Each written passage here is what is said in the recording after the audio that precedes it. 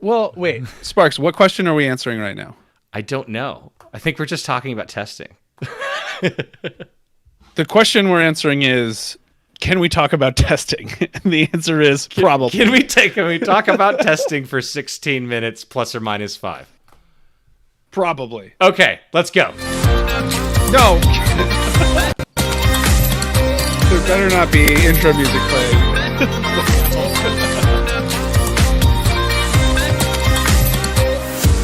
Sparks.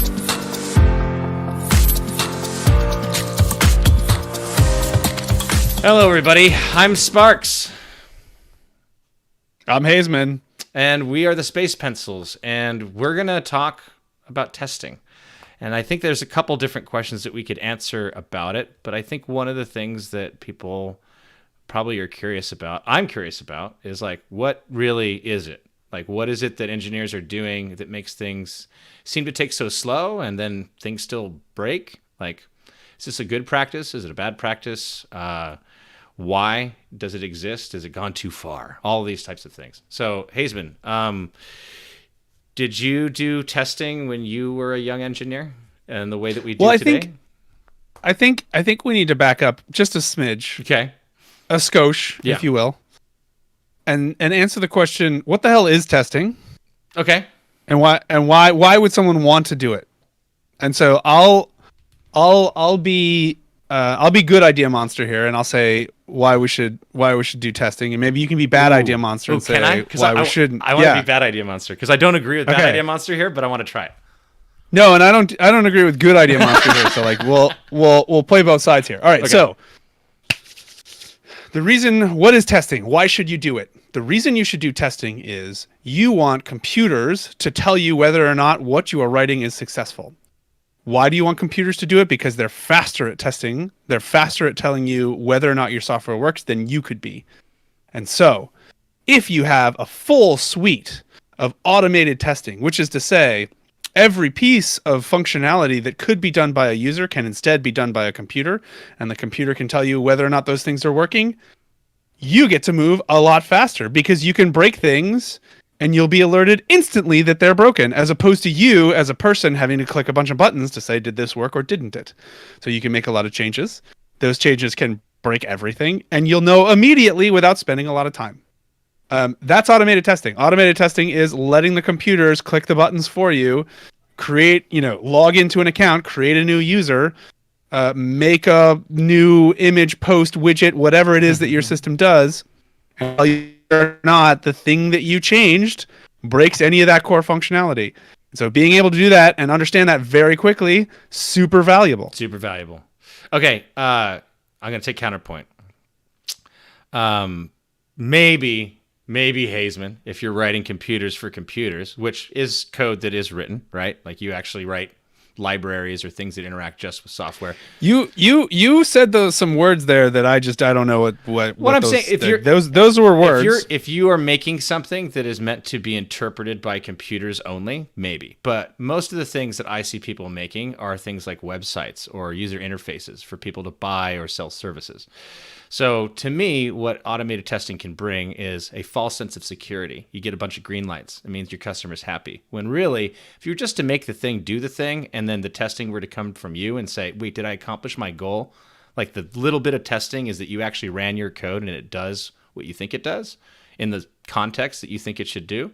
I find that is this. And then there's all this overhead of making tests for things that will never break, because they're silly. You're just trying to create automated tests so that you have a number to say that we have more coverage.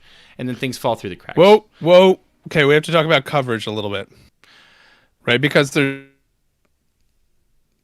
lots of kinds of tests, right? There where you dropped or I dropped and then rejoined. Yep. I'm fixing it. I'm fixing it live. But So why don't you continue? Yes. So I think we should talk when people, you might hear two. If you get drunk enough with engineers, you might hear about two unit testing and integration testing, or sort of full end-to-end testing might be another word that they would use. Yep. Unit testing is I write God, I I'm have to gonna back be way out listening here. to you. Go ahead. Yeah, no. So unit testing is every piece of software is comprised of a series of basic logical proofs. So you give me a string, and you want to know whether that string matches the password that matches your password, right? So you're gonna enter your password. You're gonna say, hey, here's a series of characters or keystrokes. Are these keystrokes my password? Yes or no?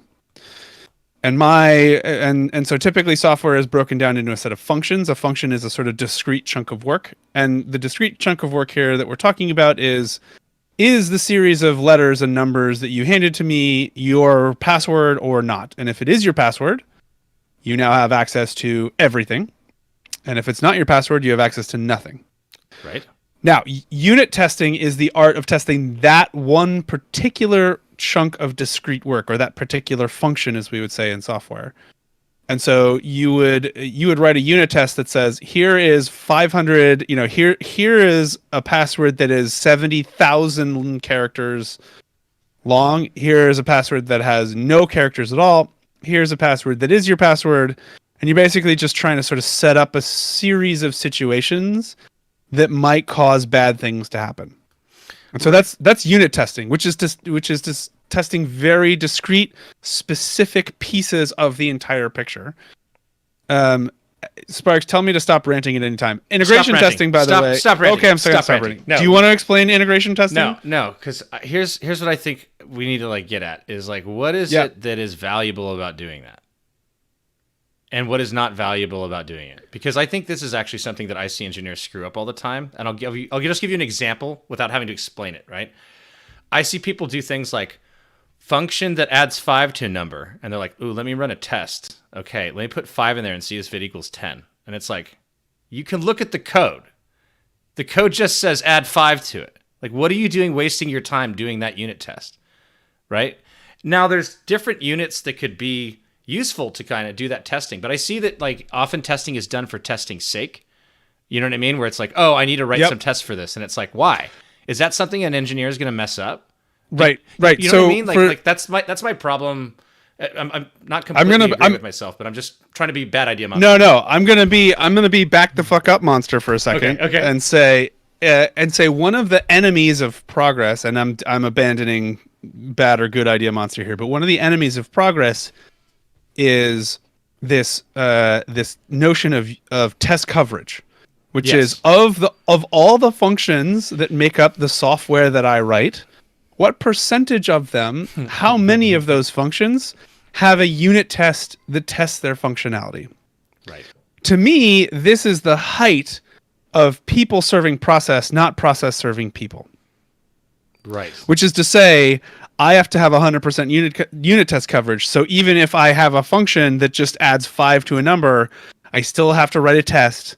That function has to be covered by a test. I have to have 100% unit test coverage, or my boss gets angry with me. And this is how you waste untold hours of time. I know. It's ridiculous. I once saw an engineer very proudly show me a bunch of coverage for an area of our code base. And I was looked at what it was testing, and I was like, I'm not going to say anything, but this was a goddamn waste of time. I was just, this was absolutely useless. You are showing me that you have wasted 2 weeks. You know what I mean? Not because what he was doing was wrong, right? The idea in its heart and soul is the right idea. How do I protect myself and others from breaking this area of the code? It's just that it was done dogmatically. It wasn't done with any nuance of how to protect the code. A better engineer could have taken 2 days and had 10% of the coverage and caught probably 200% more things, right? The right 10%. And so now you have to talk. Yeah, now Sparks, you have to talk about what's the difference between good test coverage, or what functions, what discrete units of work. I'm trying to back up a little bit so we don't get too jargony here, but what discrete steps in the code base that is ours do we want to monitor carefully? Yeah. And what parts of it don't we want to monitor? Right? So what is good test coverage if we're not going for 100%? What is the difference between good test coverage and bad test coverage? Yeah, I think man, I really don't want to get too jargony about this because I could go into a whole spiel about Demeter's law and a bunch of other architectural things. But Stop. Hold on. Yep, there you go. But Make it real simple for me. I'm trying to make it even simpler. I think it is about the complexity of the unit. Like if your function isn't like really like doing a lot, then like who cares? Like it should be fine. If your thing is doing a lot in either it's a critical component that's very simple, it has a lot of state management, it's doing a bunch of things, it has a lot of different undeterministic input. Like I don't know what's going to be given to this thing because like I've Undeterministic. You have to try differently than undeterministic. Okay, so let me take this like, as opposed to like I know this thing should constantly get the number 5. It's like, oh, this thing's going to get what somebody's going to type into a keyboard. So I don't know what this thing is going to get as input. Like things that are like wild that it could go into it is like, ooh, you better test that because that's going to be something that is going to be held to an area that could break. Basically, you want to like take areas that are going to most likely break due to code that could be written that is wrong or users that could do something with that area of the functionality that would be unexpected and poor. That's kind of... Can I give you like a radical simplification and you can argue with me? Sure. Okay. Let's talk about a function. A function is a discrete set of work that is done with a set of preconditions, which is, you pass me this series of characters that you think is your password. Yep. I tell you whether or not it's truthfully your password. Okay. The more diverse the calling of that function is, the more unit testing is required, which is to say... Agreed. Yes. Okay, so let me back it up a little bit more, right? Which is to say, my password checking function could be used once, it could be used 1,000 times, and it could be used by 1,000 different engineers in 1,000 different code bases. My point is, if one engineer is calling this discrete set of functionality once, it needs no unit testing at all. Right. If 1,000 people are calling this piece of software from 1,000 different places, the diversity of what's going to be coming at this system determines how much unit testing needs to be applied to it. Yes. I 100% agree with you. Great. Well, let's end the episode. That was great. Okay. Okay, but here's something kind of interesting about that though. Isn't it hard to then measure whether or not you have adequate testing practices at your company and to understand as an engineer what you should be doing when your company is like, I don't have enough time to train all the people to do the right thing, so I'm just going to look at like test coverage. And so I as an engineer now need to rather than being able to like turn up and turn down how much testing I do in my code, I just have this policy I have to adhere to. Like, isn't that kind of weird for an engineer? And what should they be doing when they're like, I have to write 5 tests and I think that only one of them is valid and valuable. I genuinely think that engineers fall into this very nuanced trap. And the trap goes something like this. I spend my job and I spend my waking time automating systems. I write rules that have to be followed very strictly by computers. Okay. In turn, when I ask an engineer to do something, they say, give me a very direct set of rules to follow. Like there's this weird, I write very specific rules and then I want very specific rules. Yes. It's actually like, and there's something about your career progression and how you be how you deal with ambiguity. Yep. It sort of falls into this. But at the same time, use your judgment. You're hired for your judgment, not your ability to follow rules. Right. Like if I could write a perfect set of rules, you wouldn't have a job. Right. And so I feel like as a leader at a tech company, I have to constantly remind people, use your judgment. You're a smart person. Yeah. I'm not going to give you a set of rules. There isn't a set of rules. And if there was, I wouldn't ask you to do this. I would just automate it. So what about okay, playing devil's advocate on this, what about the fact that like we as humans really have poor judgment sometimes, and oftentimes we see in larger companies specifically that things that are done by humans instead of computers have a lot of mistakes. Right. That's great. Mistakes are awesome. Make a ton of them. Learn from them, and you're winning. But isn't a test fail to learn from them, and like you don't have a job anymore. Right, but isn't testing to a certain extent like you taking your learnings and putting it back into a system? Well, first of all, learnings is not a word. Right, I forgot that you don't like. Thank that you. word. I'm sorry. I didn't mean to. No. Isn't it taking the things that you have learned, the lessons you have learned, and putting it back into the system? 100%. And so when it comes to testing, use your judgment.